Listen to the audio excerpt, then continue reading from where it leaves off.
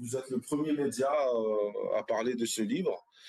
Et aussi également, avant de passer au livre, en réalité, et avant de commencer l'émission, je voudrais présenter mes condoléances. J'ai pas eu l'occasion de le faire jusqu'à maintenant à l'ensemble des Algériens pour ce tragique événement qu'on a vécu il y a deux jours de là, le décès tragique de ces enfants d'une manière horrible, d'une manière qu'on n'arrive pas à concevoir ni à imaginer, d'une manière qui devrait nous donner tous des cauchemars de voir avec la photo de les enfants debout pardon, devant les barreaux et avec aucun moyen de sortir, avec aucun moyen de fuite pour fuir, et les flammes derrière eux.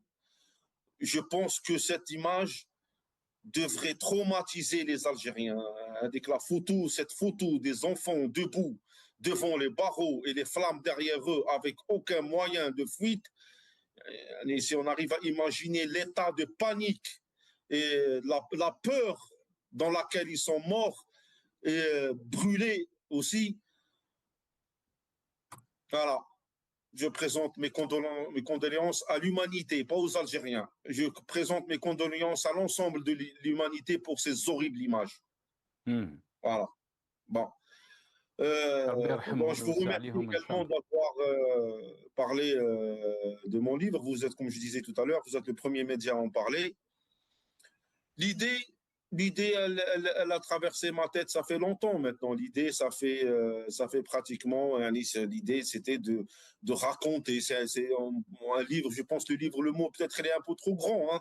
C'est un recueil de mémoire. C'est un témoignage d'un vécu en Algérie depuis ma sortie de l'université jusqu'à maintenant.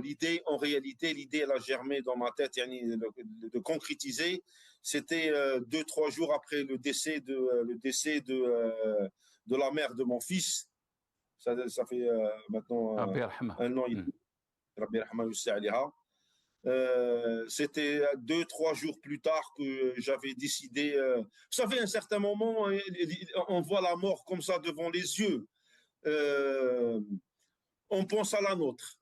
Franchement, on pense à notre mort également. Quand on a une surprise pareille, quand on a un choc pareil, on pense à la nôtre et à un certain moment, on se dit, bon, après, si ça arrive là maintenant tout de suite, qu'est-ce que je vais laisser derrière moi en réalité?